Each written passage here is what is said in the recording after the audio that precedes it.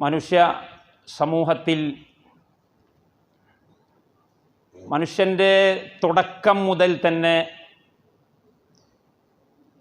മനുഷ്യൻ്റെ ശത്രുവായി രംഗത്ത് വരികയും മനുഷ്യൻ്റെ ശത്രു എന്ന് അല്ലാഹു സുബ്ഹാനഹു വ തആല ആവർത്തിച്ച് പറയുകയും ചെയ്തിട്ടുള്ള പിശാച്, അവൻ ഒരുക്കുന്ന കെണിവലകൾ, അവൻ്റെ സിൽബന്ദികളായ ആളുകൾ വിശ്വാസികളുടെ ഇടയിൽ ഉണ്ടാക്കുന്ന കെണിവലകളും കുതന്ത്രങ്ങളും കുത്തിത്തിരിപ്പുകളും അതു കാരണമായി സ്വന്തം കുടുംബത്തിൽ ഛിദ്രത, ഭാര്യയും ഭർത്താവും തമ്മിൽ അകന്നു പോകുന്നു, കുടുംബക്കലഹങ്ങൾ ഉണ്ടാകുന്നു, നാട്ടിൽ പ്രശ്നങ്ങൾ ഉണ്ടാകുന്നു.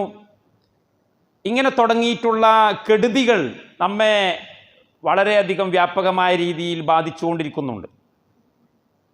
ഇതിൻ്റെ എല്ലാം ചരട് വലിക്കുന്നത് നമ്മുടെ വർഗശത്രു എന്ന് അള്ളാഹു പരിചയപ്പെടുത്തിയിട്ടുള്ള അലം അഹദിയിലേക്കും യാ ബനി ആദമ അല്ലാ തഅബുദു ശൈത്വാന ഇന്നഹു ലക്കും അദുവ്വും മുബീൻ. സൂറത്ത് യാസീൻ്റെ 60 അല്ലാഹു പറഞ്ഞു, ഞാൻ നിങ്ങളോട് പറഞ്ഞിട്ടില്ലയോ പിശാചിന് വഴിപ്പെടാൻ പാടില്ല എന്നത്?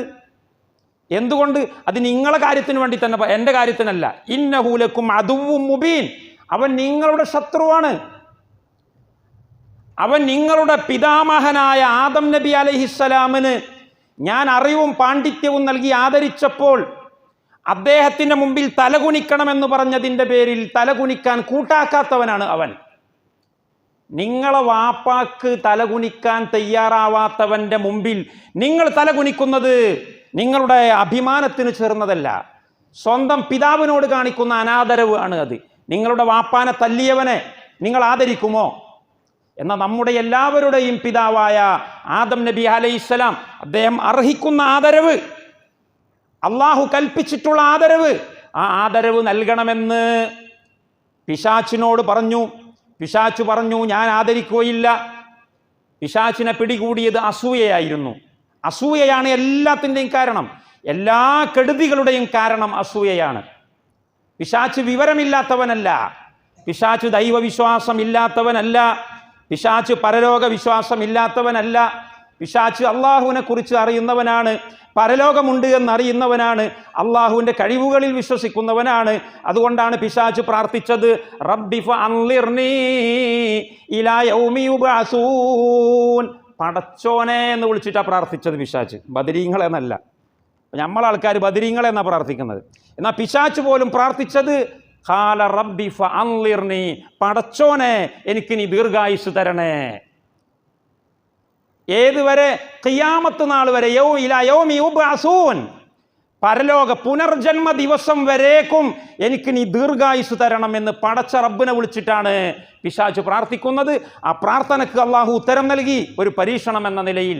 അപ്പം പരലോകമുണ്ട്, പുനർജന്മമുണ്ട്, വിചാരണയുണ്ട് എന്ന് വിശ്വസിക്കുകയും ആ ദിവസം വരെ എൻ്റെ ആയുസ് നീട്ടിത്തരുവാനുള്ള കഴിവ് ഒരേ ഒരു തമ്പുരാനായ അള്ളാഹുവിന് മാത്രമേ ഉള്ളൂ എന്നും അവൻ വിശ്വസിക്കുന്നു. അവനോട് മാത്രമേ പ്രാർത്ഥിക്കാൻ പാടുള്ളൂ എന്നും അവൻ വിശ്വസിക്കുന്നു. അപ്പം ഇബ്ലീസ് ചില്ലറക്കാരനൊന്നുമല്ല. പക്ഷെ എന്നിട്ട് പോലും അള്ളാഹു പറഞ്ഞ പണി അവൻ എടുത്തില്ല. എന്തേ കാരണം? അവൻ അസൂയയായിരുന്നു. ആദം നബി അലൈഹിസ്സലാമിനോടുള്ള അസൂയ. ഞാനല്ലാത്ത ഒരാൾക്ക് ഇത്ര വലിയൊരു സ്ഥാനമുണ്ടാകാൻ പാടുണ്ടോ? ഞാൻ അത്ര വലിയ ആളാണ്, ഞാൻ മലക്കുകളുടെ ഇടയിൽ പോലും പ്രസിദ്ധനല്ലയോ? അപ്പം ഈ അസൂയ പിടിപെട്ടു. അസൂയ പിടിപെട്ടപ്പോൾ തന്നെ അള്ളാഹുവിൻ്റെ കൽപ്പനക്ക് അവൻ ധിക്കാരം പ്രവർത്തിച്ചു. എന്നിട്ട് പിന്നീട് അവൻ പല കുതന്ത്രങ്ങളും, അസൂയയിലൂടെയാണ് ഈ ഭൂമുഖത്തുണ്ടായിട്ടുള്ള ആദ്യത്തെ കൊലപാതകം എന്ന് വരെ നമ്മൾ പറഞ്ഞിട്ടുണ്ട് നേരത്തെ. വത്ലു അലൈഹിം നബഅ ഇബ്നൈ ആദമ ബിൽ ഹഖ് ഇദ് ഖറബാ ഖുർബാനൻ ഫതുഖബ്ബില മിൻ അഹദിഹിമ വലം യുതഖബ്ബൽ മിനൽ ആഖരി ഖാല ല അഖ്തുലന്നക. ആദം നബി അലൈഹിസ്സലാമിൻ്റെ ആദ്യത്തെ രണ്ട് മക്കളിൽ ഒരു മകൻ മറ്റൊരു മകനെ കൊല ചെയ്തത് അസൂയയുടെ പേരിലായിരുന്നു. വേറെ ഒരു തകരാറുമില്ല, അസൂയ. ഹാബീൽ എന്ന മകൻ അള്ളാഹുവിന് ബലി നൽകി, കാബീൽ എന്ന മകനും ബലി നൽകി. പക്ഷേ കാബീലിൻ്റെ ബലി അള്ളാഹു സ്വീകരിച്ചില്ല. കാരണം അദ്ദേഹം ചെറിയ പിശുക്കൻ ആയിരുന്നു. പിശുക്കന്മാരുണ്ട്, നമ്മൾ സാമ്പത്തിക ശാസ്ത്രമൊക്കെ പറഞ്ഞുകൊണ്ടിരിക്കുകയാണ്. പിശുക്കനായ ഒരാൾ സക്കാത്ത് കൊടുക്കുന്നതും പിശുക്കനല്ലാത്തയാൾ കൊടുക്കുന്നതും വ്യത്യാസമുണ്ട്. പിശുക്കൻ ഇത് വേണോ വേണ്ടേ, ഇതിപ്പോൾ ആ മട്ടം പോലെ തന്നെ കൊടുക്കണ്ടേ? ഏതെങ്കിലും ഒന്നിനെ പിടിച്ച് കൊടുക്കുക. ആ രീതിയിൽ കൊടുക്കുന്നത് അള്ളാഹുവിന് വേണ്ട. നിങ്ങൾ മനസ്സറിഞ്ഞ് നല്ലത് നോക്കി സംതൃപ്തിയോടുകൂടി അള്ളാഹുവിൻ്റെ പൊരുത്തത്തിൽ കൊടുക്കുന്നത് മാത്രമേ അള്ളാഹ് സ്വീകരിക്കുകയുള്ളൂ. ഹാബീൽ നല്ല തടിമാടനായ ഒരാട്ടിൻകുട്ടിയെ പിടിച്ച് അള്ളാഹുവിന് വേണ്ടി ബലി നൽകി, അള്ളാഹു അത് സ്വീകരിച്ചു. എന്നാൽ ഖാബീൽ എന്ന് പറയുന്ന സഹോദരൻ അദ്ദേഹവും ബലി നൽകി. പക്ഷെ ബലി നൽകിയത് ഒരു ചണ്ടി ചവറാണ് ബലി നൽകിയത്, അള്ളാഹ് സ്വീകരിച്ചില്ല. വലം യുതഖബ്ബൽ മിനൽ ആഖരീൻ. അപ്പോൾ എന്തായി? അള്ളാഹു സ്വീകരിച്ച ഹാബീൽ എന്ന് പറയുന്ന സഹോദരനോട് ഖാബീൽ എന്ന് പറയുന്ന സഹോദരന് അസൂയയായി. സത്യത്തിൽ അസൂയയല്ല ആവേണ്ടത്, അസൂയ മരുന്ന് അല്ല. പിന്നെ എന്താണ്? ഞാൻ പശ്ചാത്തപിക്കുകയാണ് വേണ്ടത്. എൻ്റെ സഹോദരൻ്റെ ബലി അള്ളാഹു സ്വീകരിച്ചത്, അവൻ നല്ലതാണ് കൊടുത്തത്. നല്ലത് കൊടുത്താൽ അള്ളാഹ് സ്വീകരിക്കും. സന്തോഷത്തോടെയാണ് കൊടുത്തത്, അതുപോലെ ഞാനും ആവണം. അപ്പം അള്ളാഹു എന്നെയും സ്വീകരിക്കും, അവന് ലഭിച്ച സ്ഥാനം എനിക്കും കിട്ടും. പക്ഷേ അതല്ല അവിടെ വർക്കായിട്ടുള്ളത്. ഓനെ മാത്രം എന്താ അള്ളാഹ് പരിഗണിച്ച്, എന്നെ പരിഗണിക്കാഞ്ഞതെന്ത്? അതുകൊണ്ട് ഖാലല അഖ്തുലന്നക്, ഞാൻ നിന്നെ കൊന്നുകളയും എന്ന് പറഞ്ഞു, കൊല്ലുകയും ചെയ്തു. അപ്പൊ ചരിത്രത്തിൽ ആദ്യമായിട്ട് മനുഷ്യകുലത്തിൽ നടന്നിട്ടുള്ള കൊലപാതകം അത് അസൂയയുടെ പേരിൽ ഉണ്ടായിട്ടുള്ളതാണ്. സുബ്ഹാനല്ലാഹ്. അങ്ങനെ പരിശോധിച്ചു നോക്കിയാൽ അസൂയ എന്ന് പറയുന്ന മഹാമാരി ലോകത്തിൻ്റെ മനുഷ്യകുലത്തിൻ്റെ ചരിത്രത്തിൽ ആദ്യം മുതൽ ഇങ്ങോട്ട് തുടങ്ങി ഇന്ന് വരെ അത് വർക്കായിക്കൊണ്ടിരിക്കുകയാണ്. ആരാണ് അതിൻ്റെ പിന്നിൽ പ്രവർത്തിക്കുന്ന, ചരട് വലിക്കുന്ന ഏറ്റവും വലിയ ശക്തി? നമ്മുടെ വർഗശത്രു എന്ന് അല്ലാഹു സുബ്ഹാനഹു വ തആല പല സ്ഥലങ്ങളിലും പറഞ്ഞിട്ടുള്ള ആളാണ് പിശാച് ലഅനത്തുല്ലാഹി അലൈഹി. അള്ളാഹു ഒരിക്കൽ പോലും അള്ളാഹുവിൻ്റെ ശത്രുവാണ് ഇബ്ലീസ് എന്ന് പറഞ്ഞിട്ടില്ല. എൻ്റെ ശത്രു എന്ന് ഇബ്ലീസിനെ കുറിച്ച് അള്ളാഹ് പറഞ്ഞിട്ടില്ല. മറിച്ച് നിങ്ങളെ ശത്രുവാണ് അവൻ, എൻ്റെ ശത്രുവല്ല. എൻ്റെ ഖുർആനിൽ ഒരു സ്ഥലത്തും പിശാച് അള്ളാഹുവിൻ്റെ ശത്രുവാണ് എന്ന പദം പ്രയോഗിച്ചിട്ടില്ല. എന്നാൽ ഖുർആനിൽ നിരവധി സ്ഥലങ്ങളിൽ നിങ്ങളെ ശത്രുവാണ് അവൻ, നിങ്ങളുടെ വാപ്പാൻ്റെ ശത്രുവാണ് അവൻ, നിങ്ങളുടെ കുടുംബത്തിൻ്റെ ശത്രുവാണ് അവൻ, നിരവധി സ്ഥലങ്ങളിൽ കാണാൻ കഴിയും.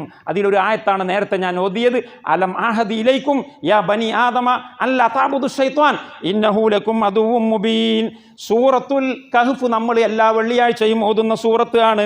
ആ സൂറത്തിൽ കാണാം, വൈദ് ഖുൽനാ ലിൽ മലായികത്തി ഇസ്ജുദൂ ലി ആദമ ഫസജദൂ ഇല്ലാ ഇബ്ലീസ കാന മിനൽ ജിന്നി ഫഫസഖ അൻ അംരി റബ്ബിഹി അഫതത്തഖിദൂനഹു വദുർരിയതഹു മിൻ ദൂനി വഹും ലക്കും അദൂ.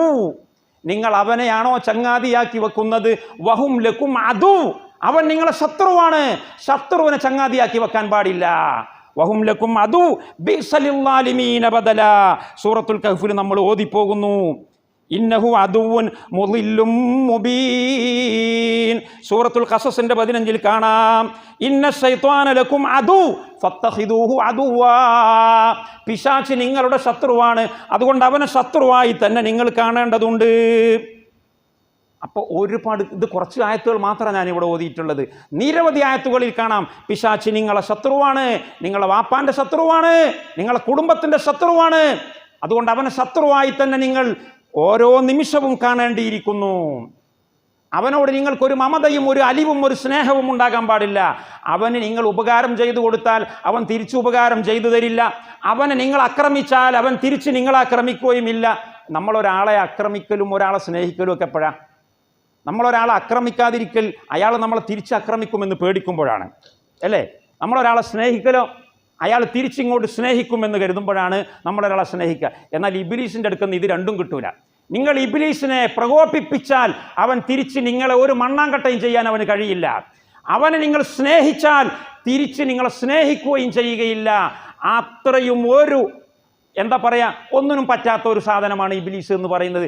എന്നിട്ടും നിങ്ങൾ അവനെ ഭയപ്പെടുന്നു, എന്നിട്ടും നിങ്ങൾ അവനെ സ്നേഹിക്കുന്നു. ഒരിക്കലും അത് ഉണ്ടാകാൻ പാടില്ല.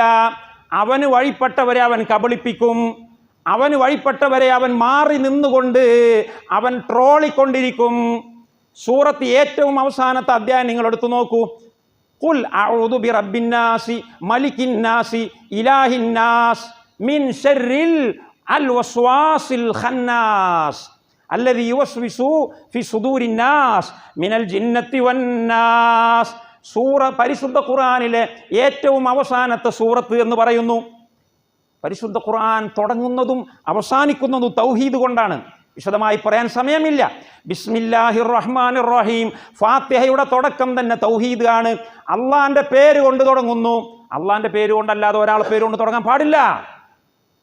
അള്ളാന്റെ പേര് കൊണ്ട് തുടങ്ങുമ്പോൾ നല്ലതേ തുടങ്ങാവൂ, ചീത്ത കാര്യമാകുമ്പോൾ തുടങ്ങാൻ പറ്റില്ല. കള്ള് കുടിക്കുമ്പോൾ ബിസ്മി ചെല്ലാൻ പാടില്ല, നിങ്ങൾക്കറിയാം. വ്യഭിചരിക്കുമ്പോൾ ബിസ്മി ചെല്ലാൻ പാടില്ല, നിങ്ങൾക്കറിയാം. ഹറാമ് ഭക്ഷിക്കുമ്പോൾ ബിസ്മി ചെല്ലാൻ പാടില്ല. അപ്പോൾ തുടങ്ങണം. നമുക്കൊരുപാട് സംഗതി തുടങ്ങാനൊക്കെ പൂതിയുണ്ട്, തുടങ്ങണം എന്ന് തന്നെ പറയാനുള്ളത്. പക്ഷേ നല്ലതേ തുടങ്ങാവൂ. എന്തുകൊണ്ട്? തുടങ്ങുമ്പോൾ ബിസ്മി ചൊല്ലണം. ബിസ്മി ചൊല്ലേണ്ടത് നല്ല കാര്യങ്ങളിലായിരിക്കണം. അപ്പൊ ബിസ്മില്ലാഹിർ റഹ്മാനിർ റഹീം, അള്ളാഹുവിന് പൊരുത്തമുള്ളതേ തുടങ്ങാവൂ. തുടങ്ങുമ്പോൾ അള്ളാഹിന്റെ പേര് കൊണ്ട് തുടങ്ങണം. തുടങ്ങിയാൽ അത് മുഴുവനമാകുമോ? തുടങ്ങിയാൽ മുഴുവനാകണമെങ്കിൽ അള്ളാഹിന്റെ കാരുണ്യം വേണം. നിങ്ങളൊരു വലിയ വീട് ഉണ്ടാക്കാൻ താല്പര്യപ്പെടുന്നു, തുടങ്ങുന്നു, അത് മുഴുവനാക്കണം എന്നുള്ളതിന് അള്ളാഹുവിൻ്റെ ഭാഗത്തു നിന്നുള്ള സഹായം വേണം. അതുകൊണ്ട് അള്ളാഹ് പറയുന്നു അർ റഹ്മാനിർ റഹീം, കാരുണ്യവാനാണ് അള്ളാഹു. നിങ്ങൾ തുടങ്ങുമ്പോൾ അത് പൂർത്തിയാക്കാനുള്ളത് അള്ളാഹുവിൻ്റെ കാരുണ്യം കൊണ്ടാണ്. അതുകൊണ്ട് ബിസ്മില്ലാഹി അർ റഹ്മാനി അർ റഹീം. നിങ്ങൾ എന്ത് നല്ല കാര്യം തുടങ്ങിയാലും അത് പൂർത്തിയാക്കണമെങ്കിൽ അള്ളാഹുവിൻ്റെ പൊരുത്തം വേണം, അള്ളാഹുവിൻ്റെ സഹായം വേണം. അങ്ങനെ നിങ്ങളെ സഹായിക്കുന്നവൻ അള്ളാഹ് മാത്രമാണ് അർ റഹ്മാനിർ റഹീം. നിങ്ങൾ നോക്കി, ഖുർആനിൻ്റെ ഒന്നാമത്തെ വചനം തൗഹീദ് ആണ്. വേറെ ഒരാളെ പേരിലും തുടങ്ങാൻ പാടില്ല, വേറെ ഒരാളുടെയും കാരുണ്യം പ്രതീക്ഷിക്കാൻ പാടില്ല. അള്ളാഹിൻ്റെ കാരുണ്യം കൊണ്ട് മാത്രമേ ഈ പ്രപഞ്ചത്തിൽ ഒരു ഇല ഇളകാൻ സാധിക്കുകയുള്ളൂ, ഒരു കടുക് മണിക്ക് ചലിക്കാൻ സാധിക്കുകയുള്ളൂ. പിന്നെ നിങ്ങളെന്തിനാ വേറുള്ളവരെ പിന്നാലെ പോകുന്നത്? മാത്രമല്ല, നിങ്ങൾ ചെയ്താൽ അതിൻ്റെ ഗുണം നിങ്ങൾക്ക് ലഭിക്കുന്നത്, നിങ്ങൾ ചെയ്തിട്ടില്ലെങ്കിൽ അതിൻ്റെ ദോഷം നിങ്ങൾക്ക് ലഭിക്കുന്നത് പരലോക നാളിലാണ്. ആ പരലോകത്തിൻ്റെ അധികാരി ഫറോവയല്ല, ആ പരലോകത്തിൻ്റെ അധികാരി നരേന്ദ്രമോദിയല്ല, ആ പരലോകത്തിൻ്റെ അധികാരി ഐക്യരാഷ്ട്രസഭയല്ല, മാലിക് യൗമിദ്ദീൻ. ഫാത്തിഹയിൽ പറയുന്നു. കണ്ടോ നിങ്ങൾ, തൗഹീദിൻ്റെ രണ്ടാമത്തെ ആണിക്കല്ലാണ് പരലോക വിശ്വാസം. അപ്പൊ തൗഹീദിൽ ഊട്ടിയുറപ്പിച്ചുകൊണ്ടാണ് പരിശുദ്ധ ഖുർആനിൻ്റെ യാത്ര തുടങ്ങുന്നത്. പരിശുദ്ധ ഖുർആനിലേക്ക് കടന്നു വരുന്ന ഏറ്റവും വലിയ കവാടമാണ് സൂറത്തുൽ ഫാത്തിഹ. അത് തൗഹീദ് കൊണ്ട് തുടങ്ങുന്നു. ഇനി ഖുർആൻ അവസാനിക്കുന്നത് സൂറത്തുൽ ഇഖ്ലാസ്, ഖുൽ ഹുവല്ലാഹു അഹദ്. അതിൻ്റെ മുന്നേ ഖുൽ യാ അയ്യുഹൽ കാഫിറൂൻ പറഞ്ഞിട്ടുണ്ട്. അത് കഴിഞ്ഞിട്ട് ഇദാ ജാ നസ്റുല്ലാഹി വൽ ഫത്ഹു, ലോകം മുഴുവനും ഇസ്ലാമിലേക്ക് കടന്നു വരുന്ന സംഭവം പറഞ്ഞിട്ടുണ്ട്. മക്കയിലെ മുശ്രിക്കീങ്ങളോടാണ് പറയുന്നത്, യാ അയ്യുഹൽ കാഫിറൂൻ ലാ അഅ്ബുദു മാ തഅ്ബുദൂൻ. മക്കയിലെ മുശ്രിക്കീങ്ങളോട് മുഖത്തോട് മുഖം നിന്നുകൊണ്ട് പ്രഖ്യാപിക്കൂ നബിയേ. കഴിഞ്ഞില്ല. മക്കയിലെ മുശ്രിക്കീങ്ങളോട് നിങ്ങളത് പ്രഖ്യാപിച്ചു കഴിഞ്ഞാൽ ഇവിടെ സംഭവിക്കാനിരിക്കുന്ന ഒരു അത്ഭുതമുണ്ട്. ഇദാ ജാഅ നസ്റുല്ലാഹി വൽ ഫത്ഹു, അത് വമ്പിച്ച വിജയമാണ്. അത് കഴിഞ്ഞിട്ട് വേറൊരു സംഭവമുണ്ട്. തബ്ബത് യദാ അബീ ലഹബിൻ വ തബ്ബ്. ലോകം മുഴുവൻ ഇസ്ലാമിലേക്ക് കടന്നു വന്നാൽ ഇവിടെ ഇടിഞ്ഞ് പൊളിഞ്ഞ് തകർന്നു വീഴുന്ന കുറേ കൊട്ടാരങ്ങളും സിംഹാസനങ്ങളുമുണ്ട്, കുറേ അധികാരി വർഗമുണ്ട്, കുറേ പീഡകന്മാരുണ്ട്, കുറേ ഏകാധിപതികളുണ്ട്, സ്വേച്ഛാധിപതികളുണ്ട്. അതിലേറ്റവും വലിയവനായിരുന്നു അബൂ ലഹബ് എന്ന് പറയുന്ന പ്രവാചക തിരുമേനിയുടെ മൂത്താപ്പ. അവന്റെ കോട്ട കൊത്തളങ്ങൾ തകർന്നടിയുക തന്നെ ചെയ്യും. തബ്ബത് യദാ അബീ ലഹബിൻ വ തബ്ബ് മാ അഗ്ന അൻഹു മാലുഹു വമാ കസബ്. നമ്മൾ നേരത്തെ പറഞ്ഞു, അവൻ സമ്പാദിച്ചു വച്ച സമ്പത്തിന്റെ കൂമ്പാരങ്ങളൊന്നും തന്നെ അവൻ ഒരു ഉപകാരവും ചെയ്യുകയില്ല. അവൻ തകർന്നടിയാനുള്ളവനാണ്. അവൻ ഈ പ്രസ്ഥാനത്തിലേക്ക് വരില്ല. ലോകം മുഴുവനും ഈ പ്രസ്ഥാനത്തിലേക്ക് വന്നാലും അവൻ ഈ പ്രസ്ഥാനത്തിലേക്ക് വരില്ല. സഹോദരന്മാരെ, നിങ്ങൾ നെഞ്ചത്ത് കൈവച്ച് ചിന്തിക്കണം. പരിശുദ്ധ ഖുർആൻ അള്ളാഹുവിൻ്റെ കലാമാണ് എന്നതിൻ്റെ ഏറ്റവും വലിയ തെളിവുകളിൽ ഒരു തെളിവാണ് ഇത്. കാരണം തബ്ബത് യദാ അബീ ലഹബിൻ വ തബ്ബ് എന്ന സൂക്തം അവതരിച്ച് എത്ര കൊല്ലം കഴിഞ്ഞിട്ടാണ് അബൂ ലഹബ് മരണപ്പെടുന്നത്? അബൂ ലഹബ് മരിച്ചു പോയിട്ടില്ല. അബൂ ലഹബ് മരിക്കുന്നതിൻ്റെയും വർഷങ്ങൾക്ക് മുമ്പ് ഖുർആൻ പ്രഖ്യാപിക്കുന്നു, നന്നാവൂല അവൻ കൊണം പിടിക്കുകയില്ല, അവൻ നശിച്ചു പണ്ടാരമടങ്ങാനുള്ളവനാണ്. അവൻ ഇവിടെ നിന്ന് മരണപ്പെട്ടു പോകുന്നത് സ്വന്തം ഭാര്യ പോലും ശുശ്രൂഷിക്കാനില്ലാതെ ചീഞ്ഞളിഞ്ഞ പുഴുക്കുത്തിയ ശരീരവുമായിട്ടാണ്. കാണാൻ വലിയ ചുള്ളനായിരുന്നു അവൻ. അബൂ ലഹബ് എന്ന് പറഞ്ഞാൽ തന്നെ ഭയങ്കര സൗന്ദര്യമുള്ളവനായിരുന്നു അവൻ. സുബ്ഹാനല്ലാഹ്, അത്രയും സൗന്ദര്യമുള്ള അബൂ ലഹബ് എന്ന പദമാണ് ഉപയോഗിച്ചത്. അവൻ്റെ പേര് അബൂ ലഹബല്ല, അവൻ്റെ പേര് അബ്ദുൽ ഉസ്സ എന്നാണ്. അബ്ദുൽ ഉസ്സ എന്ന് പേരുള്ളവനെ അബൂ ലഹബ് എന്നുള്ള ഖുർആനിൽ പരിചയപ്പെടുത്തിയത് അവൻ്റെ സൗന്ദര്യത്തെ സൂചിപ്പിക്കാൻ വേണ്ടിയാണ്. വേറെയും പല ഉദ്ദേശങ്ങളുണ്ട്, ഞാൻ അതിലേക്ക് വരികയല്ല. അത്രയും സൗന്ദര്യമുള്ളവൻ, അവനെ കണ്ട എല്ലാവർക്കും ആഗ്രഹമാണ്. പക്ഷേ അവൻ്റെ സൗന്ദര്യമെല്ലാം കെട്ടടങ്ങിപ്പോയി. അവൻ രോഗശയ്യാവലംബിയായി, അവന് വ്രണം പിടിപെട്ടു, അവന് ചൊറി പിടിപെട്ടു, ശരീരത്തിൽ നിന്ന് കെട്ടുനാറുന്ന രക്തം ഒലിച്ചിറങ്ങാൻ തുടങ്ങി. സ്വന്തം ഭാര്യ വംറഅതുഹു ഹമ്മാലത്തൽ ഹതബ് എന്ന് പറയുന്ന അവൻ്റെ പെണ്ണ്, ഓൻ്റെ കെട്ടിയോൾ എന്ന ഖുർആൻ പറഞ്ഞത്, സൗജത്തുഹു എന്നല്ല പറഞ്ഞത്. വംറഅതുഹു നമ്മൾ മലയാളത്തിൽ പറയലില്ലേ, ഓള് എന്ന് പറയലില്ലേ, പെണ്ണ് എന്ന് പറയലില്ലേ. ഓൻ്റെ പെണ്ണുണ്ടല്ലോ, ആ പെണ്ണ് പോലും അവനെ തിരിഞ്ഞു നോക്കിയില്ല. അവൻ്റെ ഡെഡ് ബോഡി പിടിച്ചു പുറത്തേക്ക് വലിച്ചിടുകയാണ്. കാരണം പ്രഖ്യാപനം അള്ളാഹുവിൻ്റെതാണ്. അബൂലഹബിന് ഒരു നിമിഷം ചിന്തിക്കാലോ, ഈ പരിശുദ്ധ ഖുർആൻ കളവാണ് എന്ന് എനിക്ക് സ്ഥിരപ്പെടുത്താൻ കഴിയും. എങ്ങനെ? ഞാൻ നന്നാവൂല എന്നല്ലേ ഖുർആൻ പറഞ്ഞത്? തബ്ബത് യദാ അബീ ലഹബിൻ വ തബ്ബ്. ഞാൻ നന്നാവൂല എന്ന് ഖുർആൻ പ്രഖ്യാപിച്ചിട്ടുണ്ട്, എന്നാൽ ഞാൻ നന്നാവാൻ തീരുമാനിക്കുന്നു. ഞാൻ മുഹമ്മദ് നബിയുടെ കൂടെ കലിമ ചൊല്ലി പള്ളിയിലേക്ക് പോകാൻ തീരുമാനിക്കുന്നു എന്നെങ്ങാനും അബൂജഹൽ ഒരു നിമിഷം ചിന്തിച്ചിരുന്നുവെങ്കിൽ ഖുർആൻ വെള്ളത്തിലായി. അബൂലഹബ് കലിമ ചൊല്ലിയ എന്താ സംഭവിക്കുക? അബൂലഹബ് മുസ്ലിമായാൽ ആളുകൾക്ക് മൊത്തം മനസ്സിലായി, അല്ല 10 കൊല്ലം മുന്നേ ഇവൻ നന്നാവൂല എന്നല്ലേ ഖുർആൻ പറഞ്ഞത്, ഇപ്പൊ ഇവൻ നന്നായില്ലേ? കണ്ടോ?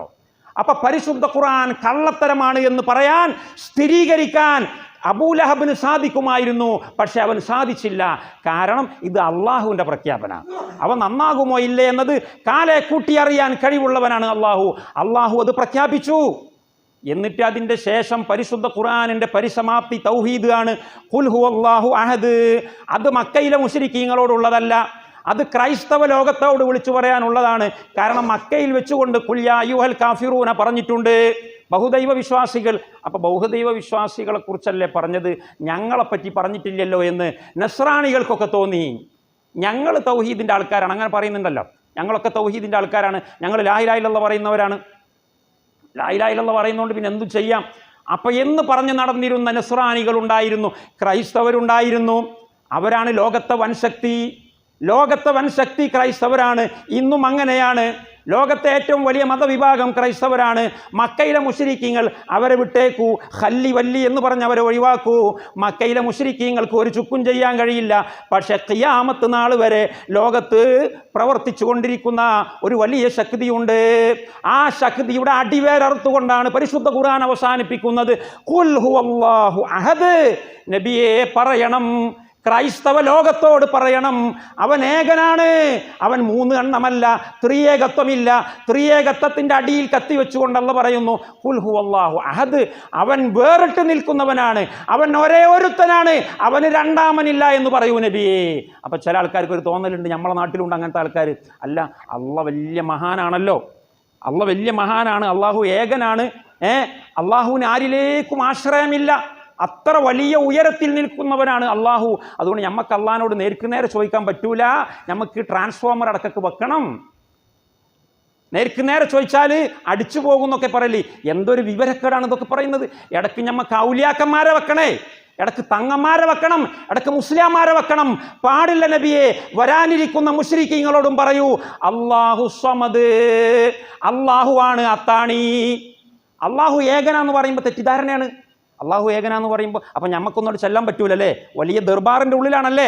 അല്ല, അള്ളാഹു ഏകനായതോടുകൂടെ തന്നെ അള്ളാഹു നിങ്ങളെ കൂടെയുണ്ട്. നിങ്ങൾക്ക് അത്താണിയായിട്ട് അവൻ മാത്രമാണുള്ളത്. നിങ്ങൾക്ക് ധൈര്യമായി സമീപിക്കാം. ട്രാൻസ്ഫോമറിൻ്റെ ആവശ്യമില്ല, ഇടത്തട്ടുകാരുടെ ആവശ്യമില്ല, ഇടനായിക വേണ്ടതില്ല. നേർക്കുനേരെ പ്രവേശിക്കാവുന്ന ദർബാർ അള്ളാഹു സമദ്, അള്ളാഹുവാണ് അത്താണി. നിങ്ങൾ ആലോചിച്ച് നോക്കൂ, ഇങ്ങനെ പരസ്പര പൂരകങ്ങളാണ്. അള്ളാഹു വലിയവനാണെന്ന് പറയലോട് കൂടെ തന്നെ നിങ്ങൾക്കെല്ലാവർക്കും സമീപിക്കാവുന്നവനാണ്, നിങ്ങളുടെ എല്ലാവരുടെയും കൂടെയുള്ളവനാണ്. ഖുർആനിൽ ചില സ്ഥലത്ത് കാണാം ഗനിയുൻ ഹമീദ് എന്ന്. ഗനി എന്ന് പറഞ്ഞാൽ സർവധന്യൻ, സർവസമ്പുഷ്ടൻ, ഒരാളിലേക്കും ആശ്രയമില്ലാത്തവൻ. അതാണ് ഗനി. നമ്മളെ മലയാളത്തിൽ പറയുമ്പോൾ പണക്കാരൻ എന്നൊക്കെ പറയാം. പണക്കാരൻ എന്നല്ല, ഒരാളിലേക്കും ആവശ്യമില്ലാത്തവൻ എന്നാണ് ഗനി എന്ന പദത്തിൻ്റെ അർത്ഥം. പക്ഷേ അത് പറഞ്ഞ് അള്ളാഹു നിർത്താറില്ല. അള്ളാഹു ഉടനെ പറയും ഗനിയുൻ ഹമീദ്, അവൻ വളരെ സ്തുത്യർഹനായ ധന്യനാണ് എന്ന് പറഞ്ഞാൽ അവൻ വലിയവനാണെന്ന് കരുതിയിട്ട് നിങ്ങൾ എന്ത് ചെയ്യണ്ട, അങ്ങോട്ട് പോകാതിരിക്കണ്ട, തങ്ങന്മാരെയും മൗലിയാമാരെയും അന്വേഷിച്ച് നടക്കണ്ട. നിങ്ങൾക്ക് നേരിട്ട് ഡീൽ ചെയ്യാൻ പറ്റുന്നവനാണ് അള്ളാഹു. അങ്ങനെ എൻ്റെ വിഷയത്തിൽ നിന്ന് ഞാൻ അല്പം മാറിപ്പോയിട്ടുണ്ടെന്ന് എനിക്കറിയാം. തൗഹീദ് കൊണ്ട് ഖുർആൻ അവസാനിപ്പിക്കുന്നു. തൗഹീദ് കൊണ്ട് അവസാനിപ്പിക്കുമ്പോൾ ആ തൗഹീദ് നമ്മിൽ നിന്ന് കൈമോശം വന്നു പോകാൻ പാടില്ല. അതുകൊണ്ട് തന്നെ അല്ലാഹു സുബ്ഹാനഹു വ തആല ഖുർആനിലെ അവസാനത്തെ അധ്യായമായ സൂറത്തുൽ ഇഖ്ലാസിൻ്റെ അപ്പുറത്ത് 2 അധ്യായങ്ങൾ വേറെ ഫിറ്റ് ചെയ്യുന്നു. എന്തിനാ ഫിറ്റ് ചെയ്യുന്നത്? തൗഹീദാകുന്ന കൊട്ടാരത്തിന് ഒരു പോറലും ഏൽക്കാൻ പാടില്ല. തൗഹീദാകുന്ന കൊട്ടാരത്തിന് വരുന്ന ഏറുകളുണ്ട്. കല്ലേറ് വരും, കണ്ണേറ് വരും, മാരണം വരും, ജാലവിദ്യ വരും, സിഹിർ വരും. അതുകൊണ്ട് അതിൻ്റെ എല്ലാ വിധത്തിലുള്ള പരുക്കുകളെയും പ്രതിരോധിക്കാൻ സംവിധാനം ചെയ്തു. ആ പ്രതിരോധ സംവിധാനമാണ് അൽ മുഅവ്വിദതാൻ. ഈ 3 സൂറത്തും ഖുൽ ഹുവല്ലാഹു അഹദ്, അതുപോലെ അതിൻ്റെ ശേഷമുള്ള 2 സൂറത്തുകൾ എല്ലാ ഫർള് നിസ്കാരത്തിൻ്റെയും ശേഷം ഓരോ തവണ ഓതണം. നമ്മൾ ഓതാറുണ്ടോ? എല്ലാ ഫർള് നിസ്കാരത്തിൻ്റെയും ശേഷം ഓതണം. നബി സല്ലല്ലാഹു അലൈഹി വസല്ലം തങ്ങൾ സുബ്ഹിയുടെ മുമ്പുള്ള 2 റക്അത്ത് നിസ്കരിക്കുമ്പോൾ, സുബ്ഹിയുടെ മുമ്പുള്ള 2 റക്അത്ത് സുന്നത്ത് നിസ്കരിക്കുമ്പോൾ, 1-ാമത്തെ റക്അത്തിൽ കാഫിറൂന ഓതും, 2-ാമത്തെ റക്അത്തിൽ സൂറത്തുൽ ഇഖ്ലാസ് ഓതും. നമ്മൾ ഓതാറുണ്ടോ? എന്തിനാണത്? തൗഹീദ് കൊണ്ട് തുടങ്ങണം. ഒരു ദിവസത്തെ ആദ്യത്തെ നിസ്കാരമാണ് രാവിലെയുള്ള സുബ്ഹിയുടെ മുമ്പുള്ള 2 റക്അത്ത്. അതിൽ തൗഹീദ് കൊണ്ട് തുടങ്ങണം. കാഫിറൂനയും ഇഖ്ലാസും വേണം. ചില കിതാബിലൊക്കെ കാണാം കാഫിറൂനയും ഇഖ്ലാസും മാത്രം പോരാ, അതിൻ്റെ കൂട്ടത്തിൽ അലം തറ കൈഫയും അലം നശ്റഹും ഓതണമെന്ന് നമ്മുടെ ഫത്തുഹുൽ മുഈൻ അടക്കമുള്ള കിതാബുകളിൽ കാണാം. ഫത്തുഹുൽ മുഈനൊക്കെ നല്ല കിതാബാണ്, പക്ഷേ ആ പറഞ്ഞത് ശരിയല്ല. ആ പറഞ്ഞതിന് പ്രമാണമില്ല. സൈനുദ്ദീൻ മഖ്ദൂം റഹിമഹുള്ള വലിയ പണ്ഡിതനാണ്, പക്ഷേ ഈ പറഞ്ഞത് ശരിയല്ല എന്ന് ഞാൻ നിങ്ങളെ ഉണർത്തുകയാണ് ഇടയ്ക്ക് ഓർമ്മയിൽ വന്നപ്പോൾ. പ്രിയപ്പെട്ട സഹോദരന്മാരെ, മഗ്രിബിൻ്റെ ശേഷമുള്ള 2 റക്അത്ത്, മഗ്രിബിൻ്റെ ശേഷമുള്ള 2 റക്അത്ത്, 1-ാമത്തെ റക്അത്തിൽ കാഫിറൂന ഓതണം, 2-ാമത്തെ റക്അത്തിൽ ഖുൽ ഹുവല്ലാഹു ഓതണം. സുന്നത്താണ്. നമ്മൾ ഓതാറുണ്ടോ? തൗഹീദിൻ്റെ കവചം എവിടെ പോയി? തൗഹീദ് നഷ്ടപ്പെടാതിരിക്കാൻ വേണ്ടി അള്ളാഹു സംവിധാനിച്ചിട്ടുള്ള സംവിധാനങ്ങളാണ്. ഇത് നമ്മൾ പാലിക്കണം, പക്ഷേ പാലിക്കുന്നില്ല. ഞാൻ എൻ്റെ വിഷയത്തിലേക്ക് വരുന്നു. ഖുൽ അഊദു ബിറബ്ബിൽ ഫലഖ് എന്ന് പറഞ്ഞ സൂറത്തിൻ്റെ ശേഷം ഖുൽ അഊദു ബിറബ്ബിൻ നാസ് പറഞ്ഞിട്ട് അള്ളാഹ് പറയുന്നു അൽ വസ്വാസിൽ ഖന്നാസ്. എന്താ അൽ വസ്വാസിൽ ഖന്നാസ് എന്ന് പറയുന്നത്? പിന്തിരിഞ്ഞ് ഓടിപ്പോകുന്ന വസ്വാസ്. വസ്വാസ് എന്ന് പറഞ്ഞാൽ സംശയങ്ങൾ ഉണ്ടാക്കുന്നവൻ, കൺഫ്യൂഷൻ ഉണ്ടാക്കും. കൺഫ്യൂഷൻ ഉണ്ടാക്കിയിട്ട് അവൻ്റെ പണി എന്താണ്? അൽ ഖന്നാസ്. അവൻ മാറി നിൽക്കും. സംശയങ്ങൾ ഇങ്ങനെ ഉണ്ടാക്കിയിട്ട് അവനറിയാം നമ്മളെ കളി വിജയിച്ചിട്ടുണ്ട്, ഇനി നമ്മൾ മാറി നിൽക്കാം. അങ്ങനെ ഖന്നാസ്. അവൻ ബേക്കോട്ടടിക്കും. എൻ്റെ റോള് കഴിഞ്ഞു. അവൻ്റെ മനസ്സിൽ ഞാൻ ശുബ്ഹത്തുകൾ ഇട്ടുകൊടുത്തു, അവൻ്റെ മനസ്സിൽ ഞാൻ സംശയങ്ങൾ ഇട്ടുകൊടുത്തു. എൻ്റെ റോള് അവസാനിച്ചു, ഇനി ഞാൻ മാറി നിന്ന് ചിരിക്കുകയാണ്. അവനെ ഞാൻ കുളത്തിൽ ചാടിച്ചു കഴിഞ്ഞു. കുളത്തിൽ ചാടിക്കുക എന്ന് പറയില്ല നമ്മൾ, അത് തന്നെ അൽ വസ്വാസുൽ ഖന്നാസ്. അവൻ മുന്നോട്ട് വരില്ല. ഇങ്ങനെ ഒരുപാട് സ്ഥലങ്ങളിൽ പരിശുദ്ധ ഖുർആനിൽ കാണാൻ കഴിയും. പിശാച്ച് മനുഷ്യനെ വസ്വാസിൽ അകപ്പെടുത്തിയിട്ട് മനുഷ്യൻ്റെ അടുക്കൽ നിന്ന് മാറി നിന്നുകൊണ്ട് അവൻ ചിരിക്കുകയാണ്. സുബ്ഹാനല്ലാഹ്. പിശാച് തന്നെ പറയുന്നുണ്ട് പരിശുദ്ധ ഖുർആനിൽ. അല്ലാഹു തആല പറയുകയാണ് വഖാല ശൈത്വാനു ലമ്മാ ഖുദിയൽ അംറു ഇന്നല്ലാഹ വഅദക്കും വഅദൽ ഹഖി വഅഅതുക്കും ഫഅഖലഫ്തുക്കും.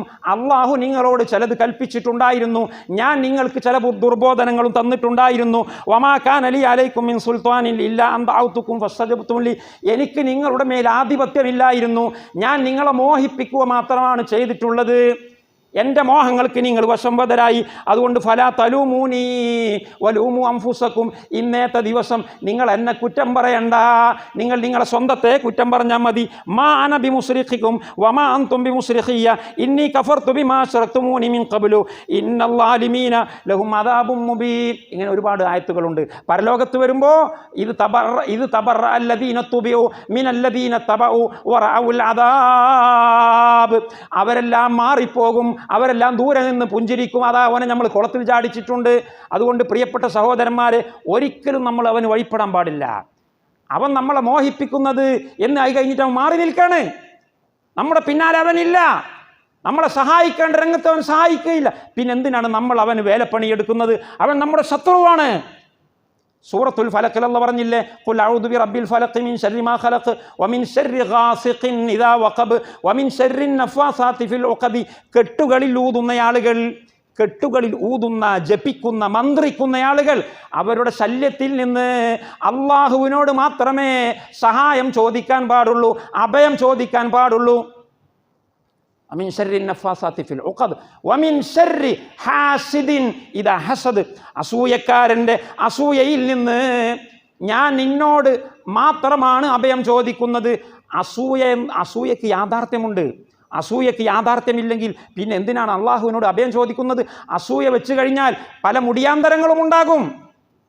എനിക്ക് ഒരാളോട് ഭയങ്കര അസൂയാണ്. അദ്ദേഹം ബിസിനസ്സുകാരനാണ്, നല്ല ജോലിക്കാരനാണ്, നല്ല സമ്പത്തുള്ളവനാണ്. പക്ഷെ എൻ്റെ മനസ്സിൽ കണ്ണുകടി എന്ന് പറയും നമ്മൾ. കണ്ണ് കടിച്ചാൽ അത് അദ്ദേഹത്തെ ബാധിക്കും. അദ്ദേഹത്തിന് ലഭിച്ചിട്ടുള്ള അനുഗ്രഹങ്ങൾ നീങ്ങിപ്പോവണമെന്ന് ഞാൻ എൻ്റെ മനസ്സിൽ ഇങ്ങനെ കുറേ പ്രാവശ്യം ആലോചിച്ചിരുന്നാൽ അദ്ദേഹത്തെ അത് വിപരീതമായിട്ട് ബാധിക്കും. അള്ളാഹുവാണ് അത് ബാധിക്കാനുള്ള കഴിവ് കൊടുക്കുന്നത്, എൻ്റെ കഴിവല്ല. അദ്ദേഹത്തിന് ദ്രോഹം ചെയ്യും, ചിലപ്പോൾ അദ്ദേഹത്തിന് രോഗം ബാധിക്കും, ചിലപ്പോൾ അദ്ദേഹം മരിച്ചു പോകും. അങ്ങനെ ഒരാൾ മരിച്ചുപോയാൽ പ്രതിക്രിയ ചെയ്യാൻ പോലും ഇസ്ലാമിൽ അവകാശമുണ്ട്, വകുപ്പുണ്ട്. അതുപോലെ തന്നെ കണ്ണേറ് എന്ന് പറയുന്നത് അൽ ഐനു ഹഖ്ഖുൻ, കണ്ണേറ് സത്യമാണ്, കണ്ണേറ് വാസ്തവമാണ്. നബി സല്ലല്ലാഹു അലൈഹി വസല്ലം തങ്ങൾ പറഞ്ഞു, കണ്ണേറിൻ്റെ തകരാറുള്ളവരുണ്ട്, അവർ അത്തരം സ്ഥലങ്ങളിലേക്ക് നോക്കാൻ പാടില്ല. അങ്ങനെ നോക്കുന്ന ആളുകളാണെങ്കിൽ അവരെ ജയിലിൽ തടഞ്ഞു വെക്കണം, അറസ്റ്റ് ചെയ്യണമെന്ന് വരെ പണ്ഡിതന്മാർ പറഞ്ഞു. കാരണം അവർ സമൂഹത്തിന് ശല്യമാണ്. അവരൊരു വീട്ടിലേക്ക് നോക്കിയാൽ, ഒരു മനുഷ്യൻ്റെ മുഖത്തേക്ക് നോക്കിയാൽ, ഒരു വ്യാപാര കേന്ദ്രത്തിലേക്ക് നോക്കിയാൽ അതെല്ലാം മുടിഞ്ഞു പോകും. അതവരെ കണ്ണിൻ്റെ തകരാറാണ്. ബോധപൂർവം അങ്ങനെ നോക്കുന്നവൻ കുറ്റവാളിയാണ്. അങ്ങനെ നോക്കുന്ന പക്ഷം നമ്മൾ പറയണം മാഷാ അല്ലാഹ് വലൗലാ ഇദ് ദഖൽത ജന്നതക ഖുൽത മാഷാ അല്ലാഹു ലാ ഖുവത ഇല്ലാ ബില്ലാഹ്. സൂറത്തുൽ കഹ്ഫിൽ പറയാറില്ലേ, നല്ല ഒരു തോട്ടം, മുന്തിരിയും കാരക്കയും കായ്ച്ചു നിൽക്കുന്ന തോട്ടത്തിലേക്ക് കയറുമ്പോൾ മാഷാ അല്ലാഹ് എന്ന് പറഞ്ഞ് കയറണം. അല്ലാതെ നല്ല ചൊറുക്കുണ്ടല്ലോ, നല്ല ഉഷാറാണല്ലോ, ഇതിപ്പോൾ പണ്ടത്തെ പോലെയല്ലല്ലോ എന്നെങ്ങാനും പറഞ്ഞാൽ ആ വാക്ക് ചിലപ്പോൾ ഫലത്തിൽ കൊള്ളും. അങ്ങനെ ഉണ്ടായിക്കഴിഞ്ഞാൽ വളരെ വലിയ അപകടമാണ്. സഹോദരന്മാരെ, പരിശുദ്ധ ഖുർആനുമായി ബന്ധപ്പെടാതെ ജീവിക്കുന്ന ആളുകളാണ് ഇത്തരം കുലുമാലുകളിലൊക്കെ പോയി ചാടുന്നത്. ഞാൻ എൻ്റെ സംസാരം നീട്ടിക്കൊണ്ടു പോവുകയല്ല, ഒരു സംഗതിയും കൂടി പറഞ്ഞു നിർത്തും. പരിശുദ്ധ ഖുർആനിലെ സൂറത്തുൽ ബഖറയിലെ 97 മുതൽ 102 വരെയുള്ള സൂക്തങ്ങൾ നിങ്ങൾ പാരായണം ചെയ്തു നോക്കണം. ഖുൽ മൻ കാന അദുവ്വൻ ലിജിബ്രീല ഫഇന്നഹു നസ്സലഹു അലാ ഖൽബിക ബിഇദ്നില്ലാഹി മുസദ്ദിഖൻ ലിമാ ബൈന യദൈഹി വഹുദൻ വബുശ്റാ ലിൽ മുഅ്മിനീൻ എന്ന് തുടങ്ങിയിട്ട് ഇങ്ങനെ വരുന്ന ആയത്തുണ്ട്. ആ ആയത്തുകളിൽ അല്ലാഹ് പറയുകയാണ് ജൂതന്മാരെ കുറിച്ച്. ജൂതന്മാർക്ക് മുഹമ്മദ് നബിയോടുള്ള വിരോധം, ആ വിരോധം വളർന്ന് വളർന്ന് വളർന്ന് ജിബ്രീലിനോട് വരെ വിരോധമായി. കാരണം മുഹമ്മദ് നബിക്ക് ദിവ്യ സന്ദേശം കൊടുക്കുന്നത് ജിബ്രീലാണ്.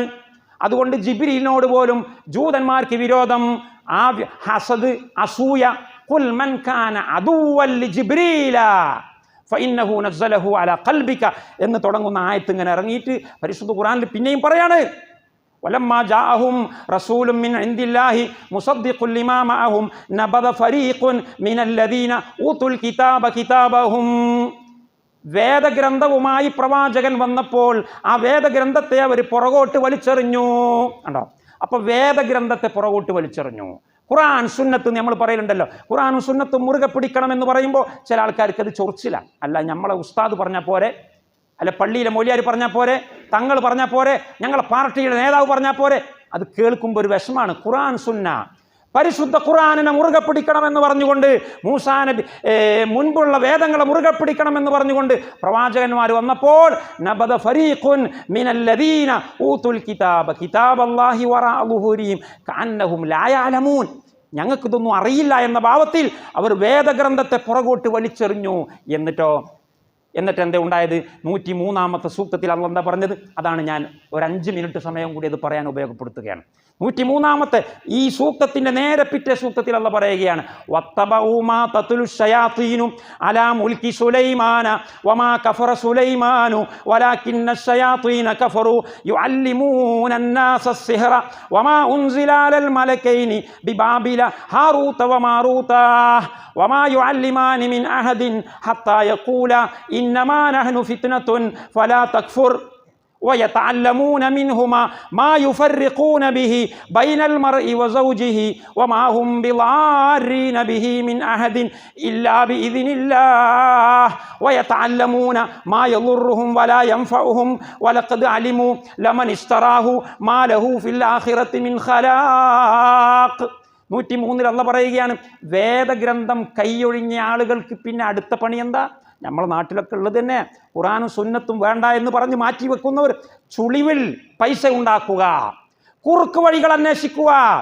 ഏറ്റവും വലിയ ഒരു കുറുക്ക് വഴിയാണ് പലിശ. പലിശയെക്കുറിച്ച് ഞാൻ പിന്നീട് പറയും.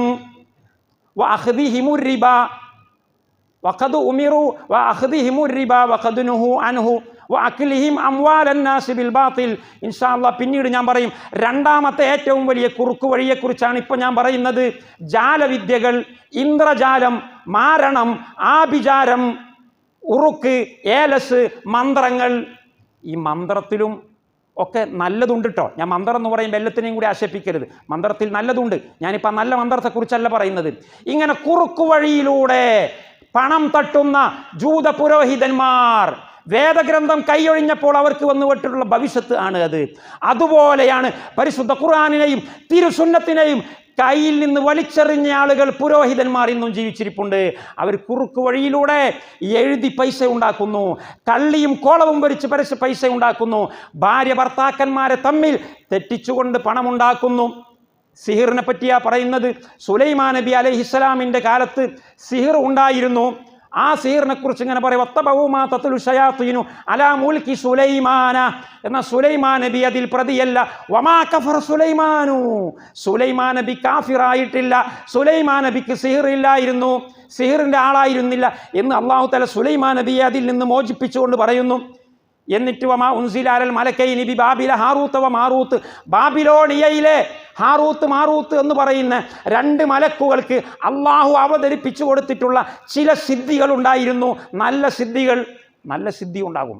നല്ല സിദ്ധി എന്തിനാന്ന് ചോദിച്ചാൽ, ഇവിടെയുള്ള സന്യാസിമാരെയും ഇവിടെയുള്ള പൂജാരിമാരെയും ഇവിടെയുള്ള അന്യമതസ്ഥയിൽപ്പെട്ടിട്ടുള്ള വിക്രസുകൾ കളിക്കുന്ന, ജാലവിദ്യകൾ കളിക്കുന്ന ആളുകളെ പിടിച്ചു കെട്ടാൻ വേണ്ടി മുസ്ലിം പണ്ഡിത സമൂഹത്തിൽ അതിൻ്റെ ബദൽ സംവിധാനം അറിയുന്ന ആളുകളുണ്ടാവും. ആ സംവിധാനം ഹാറൂത്ത് മാറൂത്തിന് അള്ളാഹു പഠിപ്പിച്ചു കൊടുത്തിട്ടുണ്ട്. ഏതെങ്കിലും ഒരു പൂജാരി വന്നുകൊണ്ട് അല്ലെങ്കിൽ ഏതെങ്കിലും ഒരു സന്യാസി വന്നുകൊണ്ട് ഇവിടെ ജാലവിദ്യ കാണിച്ചാൽ അവന് മറുപടി പറയാൻ ഈ സമുദായത്തിൽ ആളുകളുണ്ടാവും.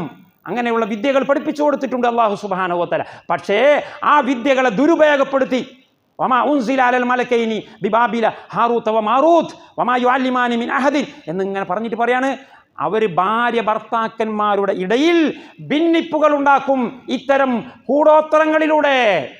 ഭാര്യ ഒരുപാട് ഫിത്തന ഉണ്ട് അല്ലേ? പല ജാതി കൊലപാതകമുണ്ട്, അതുപോലെ രോഗമാക്കലുണ്ട്. പക്ഷെ അതൊന്നും പറയാതെ അള്ളാഹ് പറഞ്ഞത് യുഫർരിഖൂന ബിഹി ബൈനൽ മർഇ വ സൗജിഹി, ഭാര്യയുടെയും ഭർത്താവിൻ്റെയും ഇടയിൽ അവർ വിയോജിപ്പ് ഉണ്ടാക്കും. അപ്പം സമൂഹത്തെ നശിപ്പിക്കാനുള്ള ആദ്യത്തെ പടിയാണ്, നാഗരികതയുടെ നാരായ വേരാണ് കുടുംബ സംവിധാനം. ഭാര്യയും ഭർത്താവും തമ്മിലുള്ള ബന്ധം അവതാളത്തിലായാൽ അവിടെ പിന്നെ കൊലപാതകമല്ല, നിരീശ്വരവാദമല്ല, മതനിരാശമല്ല, അവിടെ ഉണ്ടാകാത്ത ഒരു തിന്മയുമില്ല. അതുകൊണ്ടാണ് ഈ ഒരൊറ്റ തിന്മയെ സൂചിപ്പിച്ചുകൊണ്ട് യുഫർരിഖൂന ബിഹി ബൈനൽ മർഇ വ സൗജിഹി, ഭാര്യയുടെയും ഭർത്താവിൻ്റെയും ഇടയിൽ അവർ ഭിന്നിപ്പ് ഉണ്ടാക്കുന്നതാണ്. നമ്മുടെ നാട്ടിലില്ലേ, നമ്മുടെ കുടുംബത്തിലില്ലേ, കച്ചവടക്കാരെയും ജോലിക്കാരെയും ഗവൺമെൻറ് ഉദ്യോഗസ്ഥന്മാരെയും നന്നായി പഠിക്കുന്ന വിദ്യാർത്ഥികളെയും അതുപോലെ ഭാഗ്യം ചെയ്ത പല ആളുകളെയും നശിപ്പിക്കാൻ വേണ്ടി സ്വന്തം കുടുംബത്തിൽ നിന്ന് തന്നെ കണ്ണും നട്ടിരിക്കുന്ന ആളുകളില്ലേ, ഭാര്യ ഭർത്താക്കന്മാരെ തമ്മിൽ തെറ്റിക്കുന്നവരില്ലേ. പിശാചിൻ്റെ പണിയാണ് ഇത്. പിശാചിന് ഏറ്റവും ഇഷ്ടപ്പെട്ട പണിയാണ്. ഇമാം മുസ്ലിം റഹിമഹുല്ലാഹ് 2813 നമ്പർ ഹദീസിൽ ജാബിർ റളിയല്ലാഹു അൻഹുവിൽ നിന്ന് ഉദ്ധരിക്കുന്ന ഒരു ഹദീസിൽ കാണാം, ഇബ്ലീസ് ലഅനത്തുല്ലാഹി അലൈഹി യബ്അസു സറായാഹു, അവൻ്റെ സൈന്യങ്ങളെ, അവൻ്റെ പരിവാരങ്ങളെ എല്ലാ ദിവസവും കെട്ടഴിച്ചു വിടും. വയല്ലാഹു അർശഹു അലൽ മായി, സമുദ്രത്തിൽ അവൻ്റെ സിംഹാസനം വെച്ചിരിക്കുകയാണ്. പിശാചിൻ്റെ സിംഹാസനം സമുദ്രത്തിൽ നിവർത്തിയിട്ടിരിക്കുകയാണ്. എന്നിട്ട് എല്ലാ ദിവസവും അവൻ്റെ പരിവാരങ്ങളെ, അവൻ്റെ സൈന്യത്തെ അവൻ ഇങ്ങനെ പറഞ്ഞുകൊണ്ടിരിക്കും. ഫയജീഉ അഹദുഹും, അങ്ങനെ വൈകുന്നേരമാകുമ്പോൾ തിരിച്ചു വരും റിപ്പോർട്ട് തരാൻ വേണ്ടി. അല്ല, ഇന്ന് നിങ്ങൾ എന്തൊക്കെ ചെയ്തത്? അപ്പോൾ ഒരാൾ പറയും ഫഅൽതു കദാ വകദാ, ഇന്ന് ഞാൻ ഭൂമിയിൽ ഇങ്ങനെയൊക്കെ ചെയ്തു. ഒരാളെ ഞാൻ പ്രേമത്തിലാക്കി, വേറെ ഒരാളെ ഞാൻ കഷ്ടത്തിലാക്കി, വേറെ ഒരാളെ ഞാൻ രോഗിയാക്കി, വേറെ ഒരാളെ ഞാൻ നിരീശ്വരവാദിയാക്കി, വേറെ ഒരാളെ ഞാൻ കള്ളുകുടിയനാക്കി. ഇങ്ങനെ ഓരോ മറുപടി പറയും. അപ്പോൾ ഇബ്ലീസ് പറയും അതൊന്നും ഒരു കാര്യമില്ല. അങ്ങനെ വേറെ ഒരാൾ വരും, അവസാനം ഒരാൾ വരും. സുമ്മ യജീഉ വാഹിദുൻ മിൻഹും ഫയഖൂലു മാ തറക്തുഹു ഹത്താ ഫറഖ്തു ബൈനഹു വബൈന സൗജതിഹി. അതാ അവസാനം ഒരാൾ വരികയാണ്. ഇബ്ലീസിൻ്റെ അടുത്തേക്ക് വരുന്ന രംഗം നബി സല്ലല്ലാഹു അലൈഹി വസല്ലം തങ്ങൾ പറയുന്നത് ഇമാം മുസ്ലിം റിപ്പോർട്ട് ചെയ്യുകയാണ്. അവസാനം ഒരാൾ തൻ്റെ യജമാനൻ്റെ അടുത്തേക്ക്, ഇബ്ലീസിൻ്റെ അടുത്തേക്ക് വന്നുകൊണ്ട് പറയും, ഞാൻ ഇന്നൊരു പണി ചെയ്തിട്ടുണ്ട്. എന്താണെന്നറിയുമോ? ഒരു ഭാര്യയെയും ഒരു ഭർത്താവിനെയും ഞാൻ ഇന്ന് രണ്ടാക്കി പിളർത്തിയിട്ടുണ്ട് എന്ന് പറയുമ്പോൾ ഇബ്ലീസ് അവിടെ നിന്നിട്ട് എഴുന്നേറ്റ് നിന്നിട്ട് അവനെ ഇങ്ങ് വാരിപ്പുണർന്ന് കെട്ടിപ്പിടിച്ചിട്ട് പറയും, നിയമ അന്ത, നിയമ അന്ത, നീയാണ് ആൺകുട്ടി, നീയാണ് എൻ്റെ യഥാർത്ഥ പടയാളി, നീയാണ് എൻ്റെ യഥാർത്ഥ പിൻഗാമി, നിന്റെ പണിയാണ് യഥാർത്ഥ പണി എന്ന് പറഞ്ഞുകൊണ്ട് ഭാര്യയുടെയും ഭർത്താവിൻ്റെയും ഇടയിൽ പിണക്കവും അതുപോലെ അക്രമവാസനയും വിട്ടുകൊടുത്തിട്ടുള്ള, മാനസിക അകൽച്ചയും വിട്ടുകൊടുത്തിട്ടുള്ള സിൽബന്ദിയെ വാരി പുണർന്നുകൊണ്ട് കെട്ടിപ്പിടിച്ച് ആലിംഗനം ചെയ്തുകൊണ്ട് ഇബ്ലീസ് ലഅനത്തുല്ലാഹി അലൈഹി ആശ്ലേഷിക്കുമെന്ന് നബി സല്ലല്ലാഹു അലൈഹി വസല്ലം തങ്ങൾ പറഞ്ഞതായിട്ട് കാണാൻ കഴിയും. അതുകൊണ്ട് പ്രിയപ്പെട്ട സഹോദരന്മാരെ, പിശാച് നമ്മുടെ വർഗശത്രുവാണ്, നമ്മുടെ ജന്മശത്രുവാണ്. അവൻ ഉണ്ടാക്കി തീർക്കുന്ന കുതന്ത്രങ്ങൾ നമ്മുടെ നാടിനെയും നമ്മുടെ കുടുംബത്തെയും തകർത്ത് കളയുന്നതാണ്. അത്തരം കുതന്ത്രങ്ങളിൽ നമ്മൾ ഒരിക്കലും തന്നെ വീണുപോകാൻ പാടില്ല. അല്ലാഹു റബ്ബുൽ ഇസ്സത്തി വൽ ജലാൽ നമ്മയും നമ്മുടെ കുടുംബത്തെയും നമ്മുടെ നാടിനെയും ഇത്തരം പൈശാചിക പ്രവണതകളിൽ നിന്നും ദ്രോഹങ്ങളിൽ നിന്നും കാത്തു സംരക്ഷിക്കുമാറാകട്ടെ. ആമീൻ എന്ന് പ്രാർത്ഥിച്ചുകൊണ്ട് വാഹിറു ദഅവാന അനിൽ ഹംദുലില്ലാഹി റബ്ബിൽ ആലമീൻ. വസ്സലാമു അലൈക്കും വറഹ്മത്തുള്ളാഹി വബറകാതുഹു.